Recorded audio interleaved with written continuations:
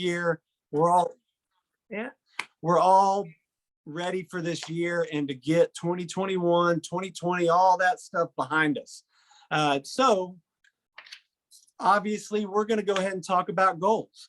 Goal setting for 2022. What are you doing with your business in 2022? Have you set goals? If not, you need to go ahead and do it. Christy, how important is goal setting for a business? Man, goal setting is one of my favorite subjects. I've helped hundreds of business owners scale their businesses. And what I found is the ones that don't think goals are important, guess what? Life happens to them and they get the goals that life hands to them. Whereas the ones that are smart about their goals, their dreams come true. Kind of like with with all of my businesses, I planned out in 2020, December of 2020, what I wanted to do in 2021. I pulled it out the other day when I was writing everything for 2022. And Chip, do you want to know what percentage of my goals in life that I had accomplished, even though I hadn't pulled it out for several months, maybe 6 months and even looked at it?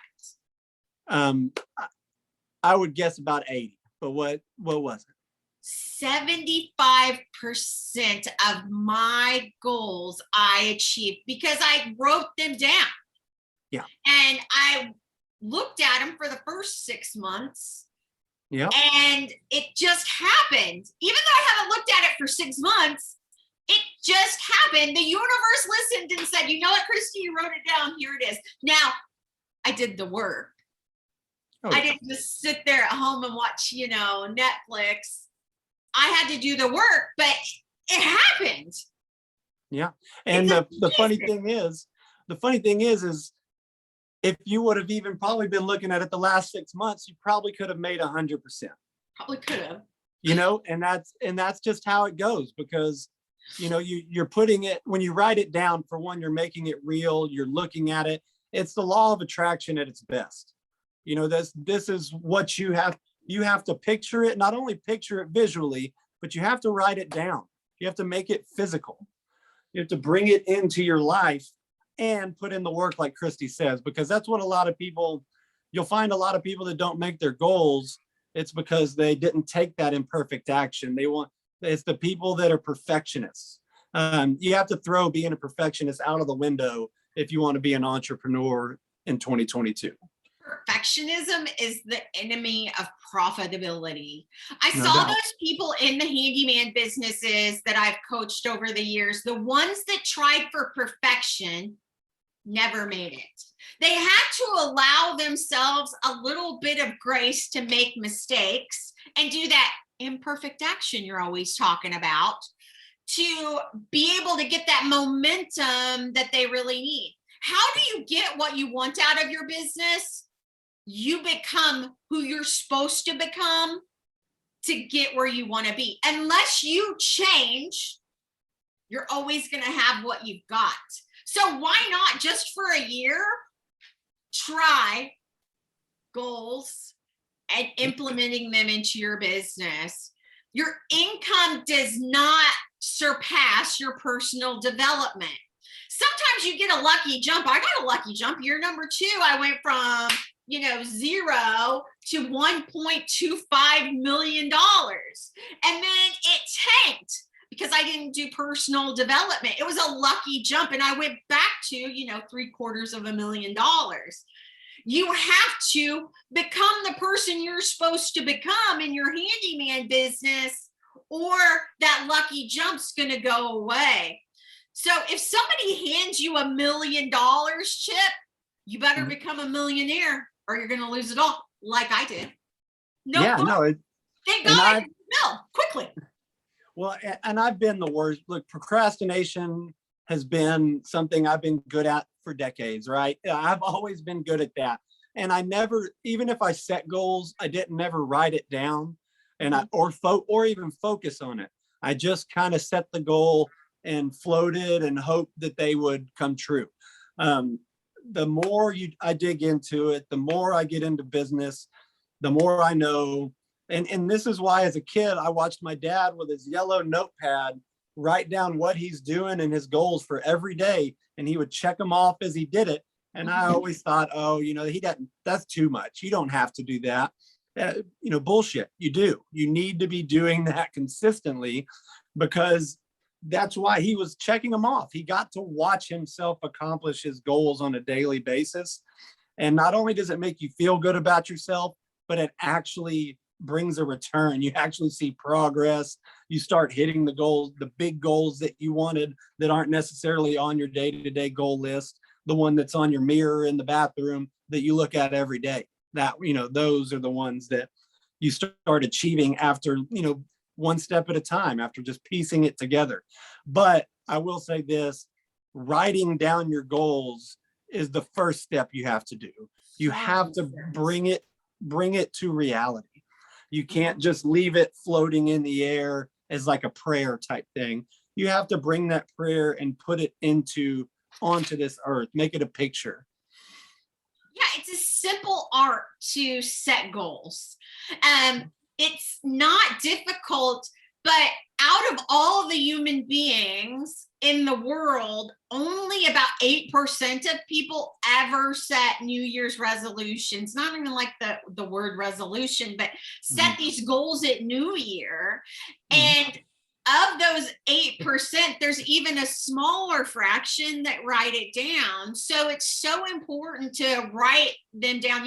Number one, you have to decide what you want. You have to know what you want in every aspect of your life, because if you don't have goals, you're just going to have to take what life gives you. So decide what you want. So what is what you want? What's your big, hairy, audacious goal? If money were no object, if time were no object, if location were no object, what would it be? Now, I've created goal roadmaps for hundreds of people throughout the state of Texas and beyond. And what I found is a lot of people don't think big. So have you ever heard that saying by Les Brown, if you reach for the moon, at least you'll land among the stars? What I saw when helping people create these goals in their life and their businesses is they would shoot for 40K a year. And they didn't hit the mark, so they landed at 25K a year. And they're like, oh, I'm going to go broke. Yeah, that's poverty level, right? So when you're setting your goals, push yourself. Go past where you really think. If you interview Michael Jordan, he doesn't say, I shoot for the rim in basketball. He shoots past the rim. When you go through martial arts training, they don't say hit the board. They say go past the board when you break a board. So that's what you also have to do in your goals. Think big in every area of your life, your business, your finances, your career, your family and relationships. So many people don't set goals for their family and relationship, and that's why it falls apart. Set goals for personal growth, contribution, travel, every area of your life. And when you write it down, be highly specific. I want to achieve this by. Yeah, you have to be specific. You have to basically write out a plan that has every step that you need to be doing in it. You need to be so specific that if somebody else read your goals, they would know exactly what you're talking about. They would know. And so, not even in your own vernacular, you need to write it to where everybody can understand it. So specific and so, legible. You need to make it real and make it to where my 9-year-old son could read it and tell you what your actual goal is. Because that's how specific you need to be. You need to break it down to where a child could read it and know what your goal is and understand what your goal is. And you need to know your why. If you don't know your why, then you're going to have a hard time doing this. Figure that out first. Figure out exactly why you're doing what you're doing and that will give you your goals. Once you figure out your why, goals just kind of fall in place because you start seeing what you want specifically, though. Like Christy said, if you want 40,000 for the next year, stick with that number, make it specific, and write out a plan by the numbers how you're going to get to that number. And you'll probably find out that 40 grand is on the low end once you start writing out the numbers. So I used to have this assistant, we'll call her Kay, and I would train on this every year. And every year she would go, I want more money. So I'd pull out my wallet and I would hand her $1. I said, congratulations. You have more money. You've got another $1. You've got more money. She said, Chris, that's not what I mean. I trained her on this for 6 or 7 years. Seriously, Chip. And I'd hand her the $1 and she's like, that's not what I mean. And I'm like, you have to be specific. So if you have a handyman business, say you want to sell $1 million in sales, only about 4 to 5% of handyman businesses ever get to that $1 million mark, even though most of them will say, I want to get there. But so you have to be specific. Now, I'm a firm believer in anything that ends in zero is a lie. So say you want to sell $1,007,000 in 2022. Write down, I sold my first $1,007,000 in 2022 by 12/31/2022 at 7 p.m. Think about also where you're going to be when you do those numbers, and think about how are you going to feel when you're in the top 5% of handyman businesses in the world. What by when? Be specific. Don't just say, I want to be rich. You might be rich in chocolate bars. Or humility. You want to be rich financially. What by when? In all those different areas. Maybe you want to go take your family on a trip to Hawaii in 2022. We're going on a trip to Hawaii from this date to this day. My family, blah, blah, blah. Be specific. It needs to be simple. You can't manage what you don't measure. So you have to be able to have it measurable. It needs to be achievable, and it has to have some sort of time sensitivity to it. So it needs to be results driven also. So you need a SMART goal that you can actually achieve. What by when in every area of your life. Yeah, every area. Don't miss anything. Don't skip anything. Put all the details down that you can, and keep it with you to check them off as you go. And that's all the little small details. That's why I like to refer to my dad and his yellow notepad, because that he doesn't write down his goal for the year on that. It's just a day-to-day goals. And you still have that big goal written down very specifically. And from that, you bring over the day-to-day list. But yeah, in that, once you decide your why, once you figure it out, you write it down, you be as specific as you possibly can. But keep every list, keep all of your goals list. You want to keep the old ones too. So like Christy said, she didn't look at hers for 6 months, but she didn't throw it away either. She was able to pull it out at the end of the year and assess and see, that she made 75% of her goals.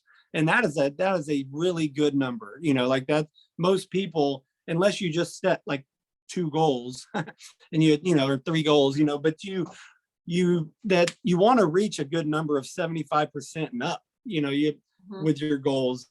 And that's why you need to make them achievable and realistic. But you're achievable and you're realistic stuff.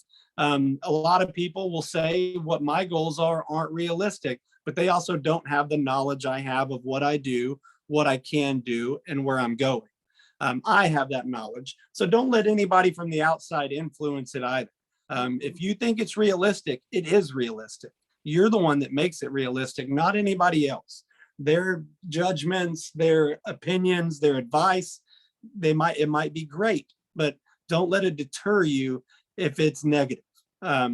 Because even coaches have been wrong before. You need to know you, and you need to know what you can achieve. So don't shortchange yourself, because I do find that a lot of people shortchange themselves. I've done it to myself in the past numerous times. And it's silly, because we're just holding ourselves back. You just need to let yourself go and actually believe in it and start fighting for it. You do. In 1979, Harvard did a study for their MBAs.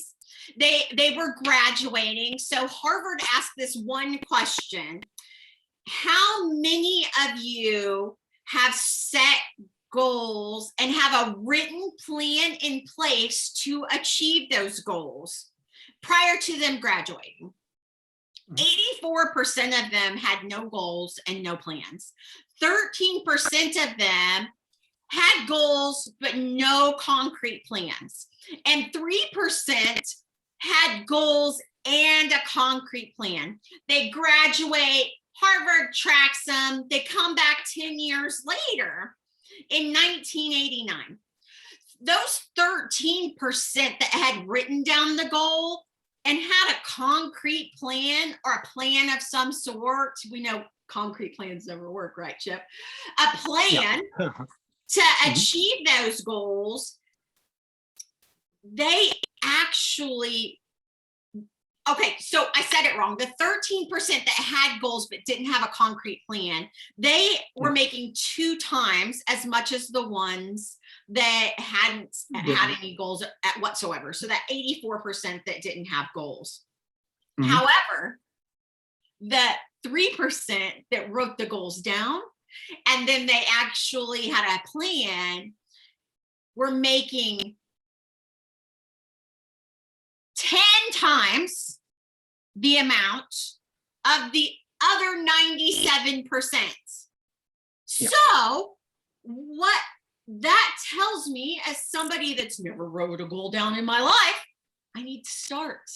And I need to have a plan of some sort so I can out-earn the other 97% of these people in the world.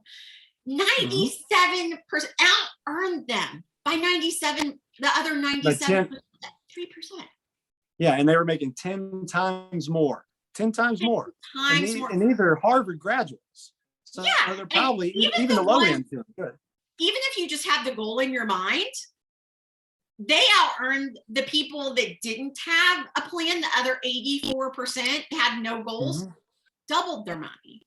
So that tells me I need to have goals, and I probably should write them down. I should take that 10 minutes. Most people spend more time planning out their damn dinner than they do their business or their life. Take 10 minutes a day, take 30 minutes a day, and work on your goals so you don't have to be those victims in life that don't ever achieve anything. You want to achieve your goals, take time to plan them. Write it down. Make a list. Yeah, you have to write it down, bring it into reality, bring it here. But and keep your list though. Keep every list that you write, every goal that you write, so you can come back to those lists.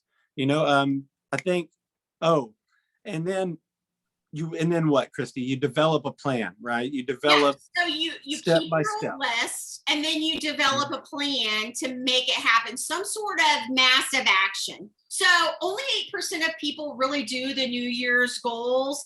92% of people just let life happen to them and they just handle it. 75% of those 8% actually drop the goal after the first week. 71% drop it after the second week.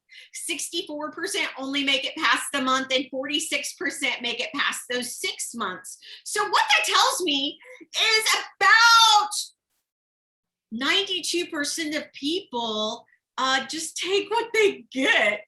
There's 300 million Americans. That means 171 million of them are like, I'm good. I don't need to do anything. That's a huge number, Chip. Like, write this shit down. Make goals and write them down. It's powerful. Life stuff. And you watch people do it. That's the thing. All these people that you look up to and idolize, these people that are successful, the Michael Jordans, he he had his goal set from junior high. Like he had set his goal, written it down. He knew exactly what he was going to do. And man, you can take this as far as to say, like, even the most influential people in history, they wrote down their plans. They made the effort. I mean, I hate that this is like the first one that comes to my mind, but if you think about it, Mein Kampf is what Hitler wrote while he was in jail, saying what he was going to do, and he damn near accomplished taking over the world, and that was his goal. I mean, it's insane. When you have the drive and the knowledge, when you write it down and make it real and start putting it into action, it's insane what you can achieve. I mean, just think about that short, stocky little fuck that was no good. He piece of trash, but yet he still achieved so crazy amounts of these things that he wanted to do. And it's insane.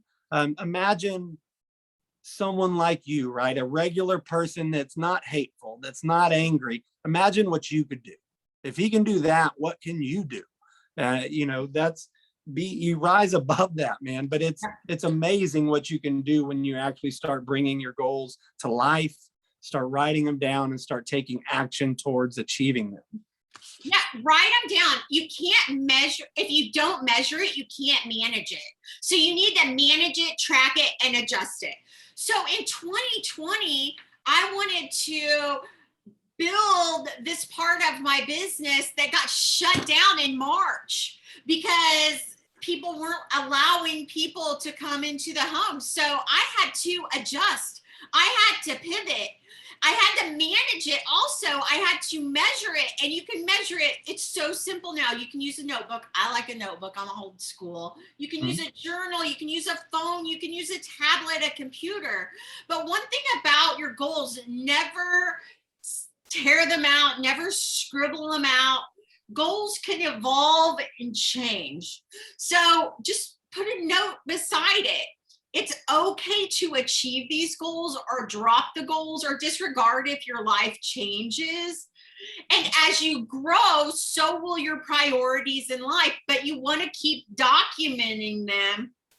Go back and revisit those old goals from time to time. Don't go 6 months like I did, and you can achieve them. You want to evaluate what's working and what's not working, because as you build a massive handyman business, you're going to come up against roadblocks. I'm not going to lie and say it's all roses and butterflies. So you're going to hit roadblocks. You're going to have attrition. You're going to have cranky customers. You're going to have employees that don't show up for whatever reason. But you just keep your eye on the ball and you pivot.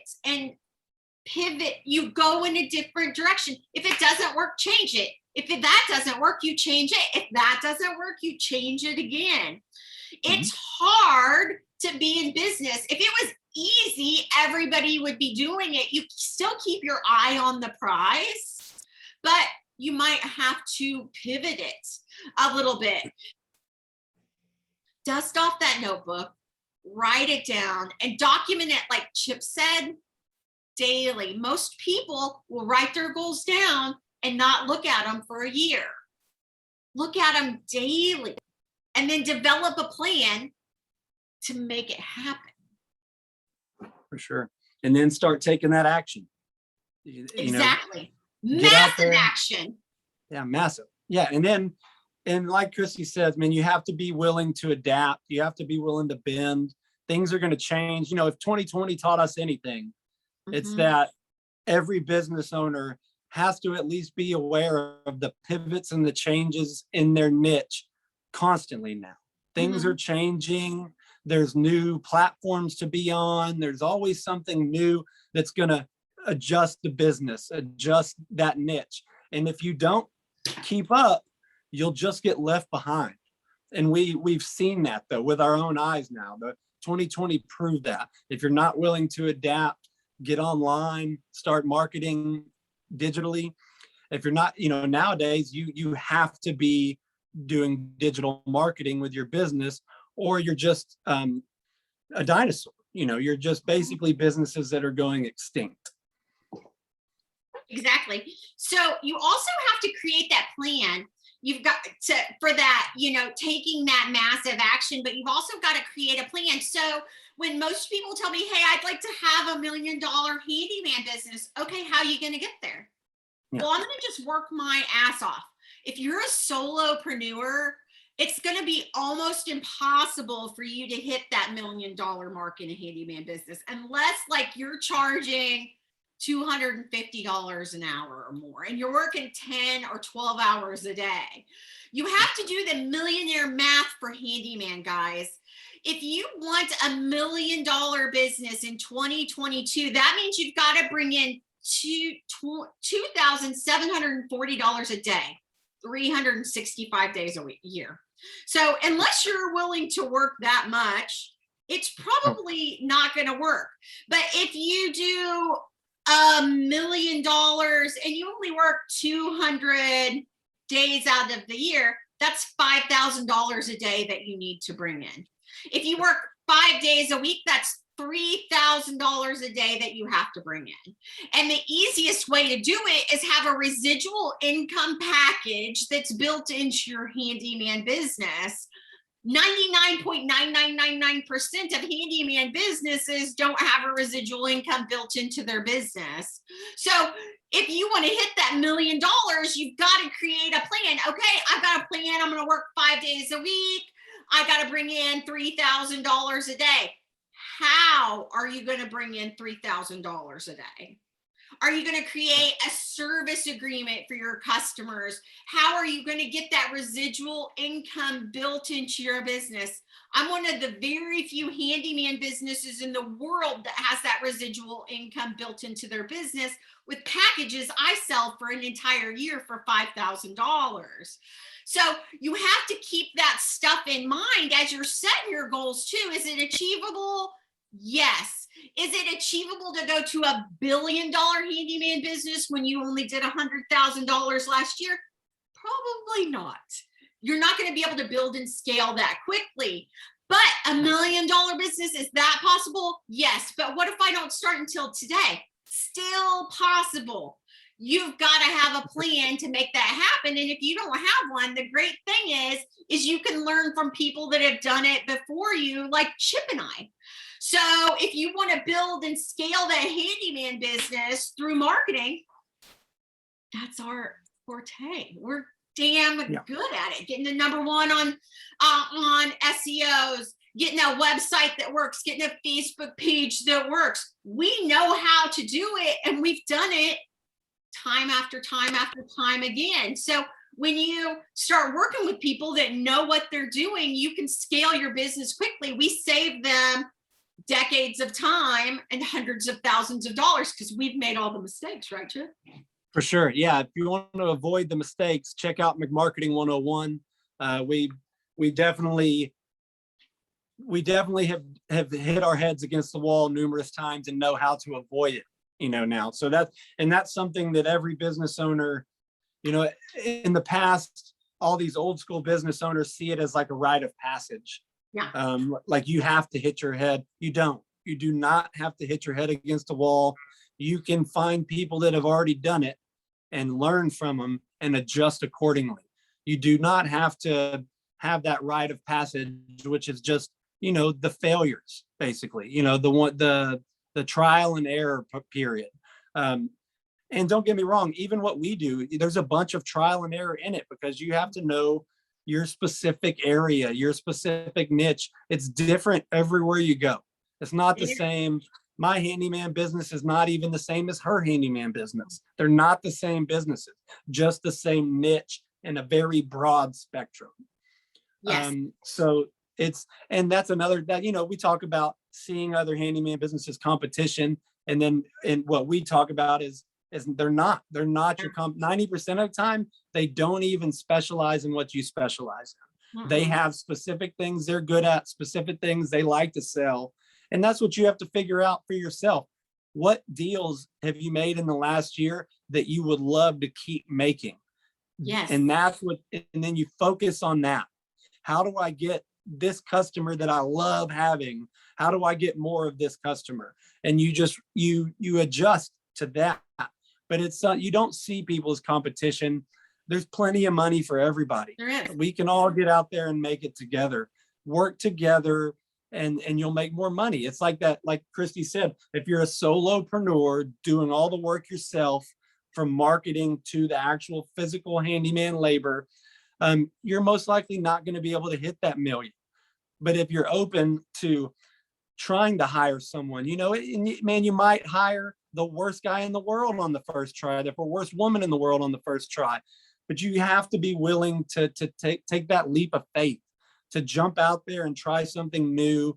If you want to hit that million and you don't want to stay stuck working job to job and paycheck to paycheck, then you have to be willing to step out of that comfort zone and start trying new things. And that's what we're here for. We love to help people get out of their comfort zone. I'm consistently out of my comfort zone. But if I wasn't, I wouldn't be comfortable anymore, because I've made it. I've made that my comfort zone, stepping out of it.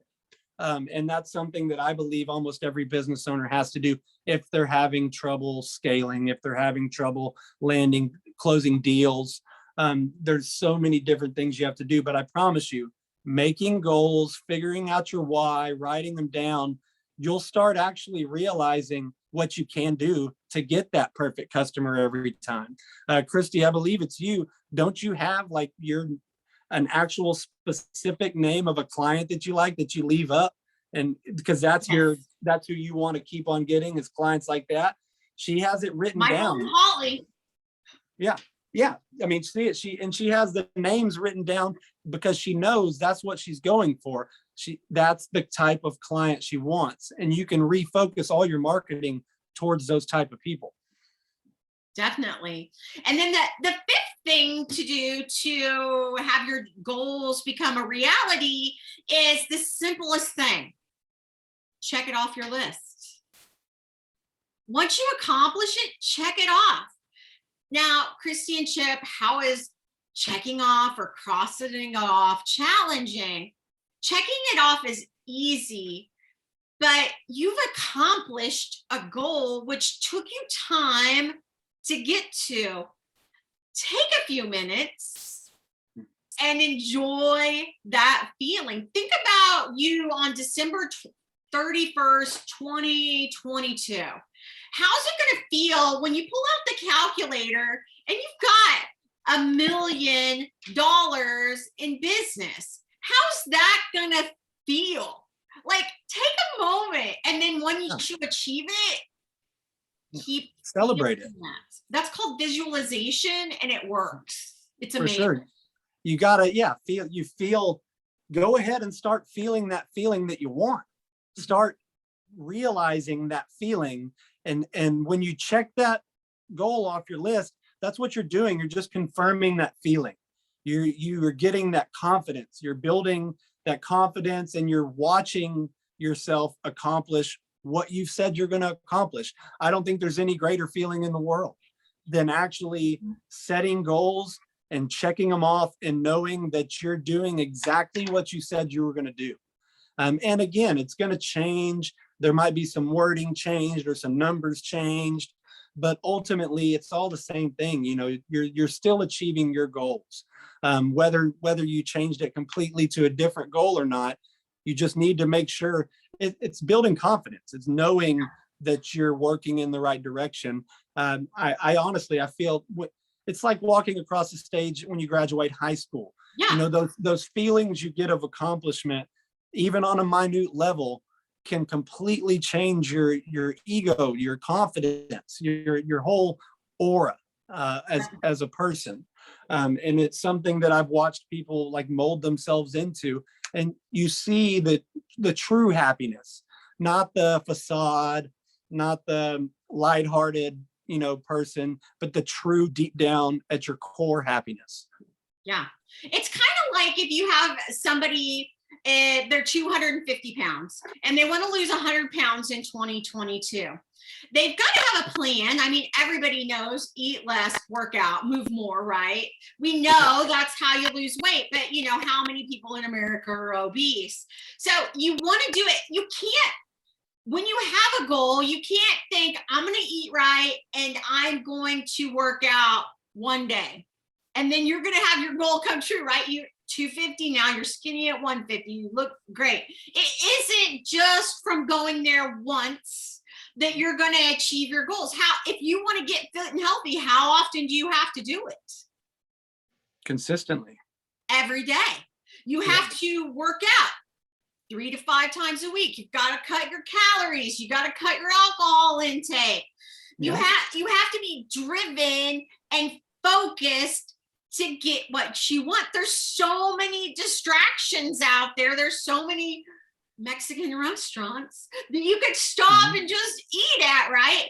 Elon Musk, do you think he's had distractions? Jeff Bezos, do you think he's had distractions? What about Donald Trump? So many distractions. You can't stop at every distraction and throw stones at it. You get a distraction, you handle it, you go on to the next one. You handle it, you go on to the next one. Because to get to $1 million handyman business, you're gonna have problems. You're gonna have employees that don't show up. You're gonna have customers that are a pain in the ass. You're gonna have other handyman businesses attacking your business and trying to take you out as a competitor. It happens. You have to stay focused, and you have to be able to measure and manage what's happening. Track it daily. It's like driving a car down a highway. And when you see traffic up ahead and you know there's a wreck on the other side of the highway, it's the rubberneckers, the people that are looking and you're just taking your focus off what you should be doing, which is driving the speed limit and getting to where you're going. And that I get furious at these people. And I even get distracted because I'm so immersed in these idiots that are rubbernecking this wreck. That has nothing to do with you. Keep your focus on the road, and you're going to get to where you're going. Yeah, and it's only a matter of time. If you keep pivoting and adjusting where is needed, it's just a matter of time that it's going to happen to you. It's not going to happen overnight. You have to focus on your goals. You have to do the work, son. Like, you have to do it. Nobody's just going to hand you to go from 250 to 150. Nobody's just going to hand you $1 million in your handyman business. You have to set goals. You have to go over them time after time after time. And if you need to shift, and you can still get to your destination, momentum is in your corner. No doubt. The law of momentum, the law of attraction. Look into these things, man. They're very real. Christy, anything else you wanted to touch on before we sign off this week? Yeah. Don't give up. Keep going. No. Yeah. Just do it. Write your goals down. That Harvard study is enough for me. Yeah. And that's just keep your focus. I can't tell you how many times I would love to just throw my hands up and say, you know what? I'm going to go to a 9 to 5 and just let somebody tell me what to do the rest of my life. I'm sick of having to make these decisions and fight these fights. But I know that the end game is well worth the struggle that I'm having to go through. It's just part of business. So you have to stay focused, stay on track, don't rubberneck, don't get sidetracked by minor failures. Keep putting one foot in front of the other and keep moving forward. Exactly, Chip.